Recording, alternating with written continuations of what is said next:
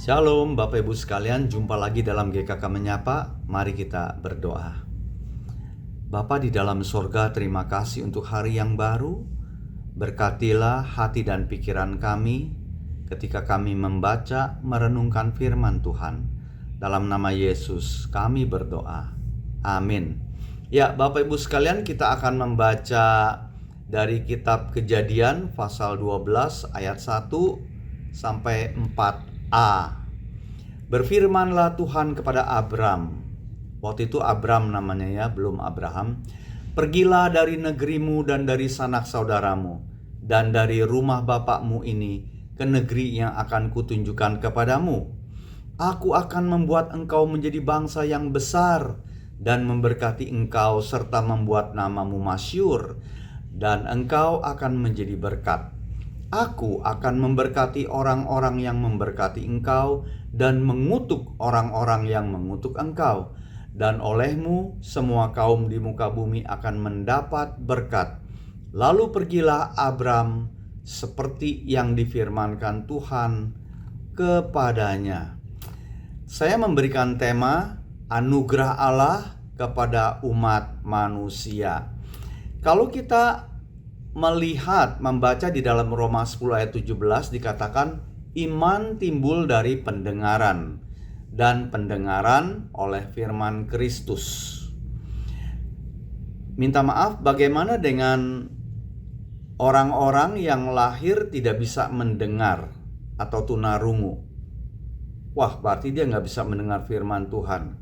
Ya, memang seringkali termasuk saya sebagai hamba Tuhan menganggap bahwa bisa mendengar, bisa percaya kepada Tuhan tuh usaha kita manusia. Karena kan dikatakan di dalam tadi pembacaan kita, iman timbul dari pendengaran. Tetapi tidak demikian, saudara-saudara sekalian. Di dalam pembacaan kita, pertama kita melihat bahwa inisiatif anugerah itu dari Allah. Jadi iman dimulai dari inisiatif Allah, bukan usaha manusia. Allah yang terlebih dahulu memanggil Abram. Abram pada saat itu tidak sedang mencari Tuhan, tetapi Tuhan yang memanggilnya. Jadi panggilan Tuhan itu sering menuntut kita meninggalkan zona nyaman. Jadi iman dimulai dengan langkah ketaatan sebelum kita melihat hasilnya. Jadi panggilan Tuhan kepada Abram untuk keluar dan dipisahkan. Abram diminta meninggalkan apa? Negeri, yaitu keamanan sosial, meninggalkan kaum keluarga, yaitu identitas, meninggalkan rumah Bapa, yaitu warisan dan perlindungan. Jadi hal ini berarti saudara-saudara bahwa hidup iman adalah hidup yang dipisahkan untuk tujuan Allah. Jadi ada unsur pengorbanan dalam panggilan. Jadi ketaatan sering berarti meninggalkan yang lama demi rencana Tuhan. Kemudian kita melihat pada ayat 2 dan 3, jadi janji Allah yang besar. Menjadi bangsa besar. Nama menjadi masyhur, menjadi berkat. Semua kaum di muka bumi mendapat berkat.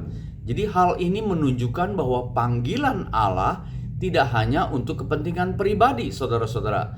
Abram dipanggil bukan hanya untuk diberkati, tetapi menjadi berkat. Janji semua kaum di muka bumi akan mendapat berkat itu menunjuk pada penggenapannya di dalam Kristus, sebagaimana di dalam Galatia 3 ayat yang ke-8. Kemudian kita melihat di dalam ayat 4a, respons ketaatan. Lalu pergilah Abram seperti yang difirmankan Tuhan kepadanya. Tidak ada debat, tidak ada tawar-menawar, tidak ada penundaan. Inilah iman yang sejati, yaitu 3 hal: mendengar, percaya, melangkah. Jadi iman bukan sekadar percaya dalam hati, tetapi ketaatan yang nyata. Atau di dalam makna teologis pembacaan kita ini, Allah mulai rencana keselamatan. Iman menuntut ketaatan radikal. Berkat Allah selalu bersifat misioner, bukan untuk pribadi tapi untuk banyak orang. Dan yang keempat, ketaatan membuka jalan penggenapan janji. Demikianlah firman Tuhan, mari kita berdoa. Tuhan, terima kasih untuk renungan pada hari ini. Hamba-Mu berdoa untuk jemaat Tuhan, biarlah mereka, kami semua Tuhan ingat, Engkau memanggil kami betul pribadi lepas pribadi, tetapi bersifat misioner. Panggilan Tuhan untuk menjadi berkat, boleh kami bagikan kepada saudara kandung, saudara sepupu, orang lain, seberapa banyak orang yang kami jumpai.